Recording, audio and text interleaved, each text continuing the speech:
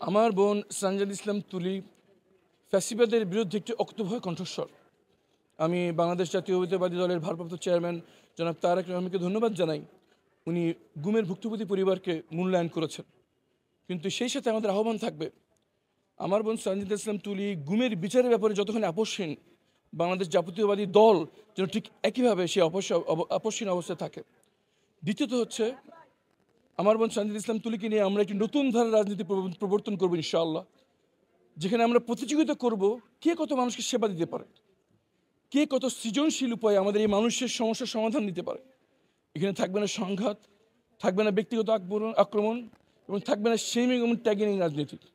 একটি পরিশুদ্ধ, সুস্থ, জনকল্যাণমূলক রাজনৈতিক ধারা আমরা দুজন মিলে প্রবর্তন করতে পারবো বলে আমার বিশ্বাস ইনশাআল্লাহ। আমাদের এখানে অধিকাংশ মানুষ শ্রমজীবী মানুষ। আমাদের প্রথম পরিকল্পনা হচ্ছে আমাদের এই শ্রমজীবী মানুষদেরকে চিকিৎসা সেবা নিশ্চিত করা। দ্বিতীয়ত হচ্ছে, এখানে তরুণদের জন্য আমাদের সবচেয়ে বড় পরিকল্পনা হচ্ছে তাদের খেলার মাঠ নেই, তাদের স্বাস্থ্যকরভাবে তারা তাদের অ্যাক্টিভিটি করতে পারছে না। আমাদের পরিকল্পনা হচ্ছে প্রত্যেকটি ওয়ার্ডে অন্তত একটি মাঠ নিশ্চিত করা। এবং আরেকটি বড় সমস্যা হচ্ছে আইন শৃঙ্খলার সমস্যা। মাদকের ব্যাপক বিক্রি এবং প্রকাশ্যের লেনদেন হচ্ছে এই ব্যাপারে। আমাদের একটি অন্যতম ওয়াদা হচ্ছে আমাদের তরুণ সমাজ থেকে মাদকের অভিশাপ থেকে মুক্ত রাখার জন্য আমরা একটি সামাজিক আন্দোলন গড়ে তুলব ইনশাআল্লাহ।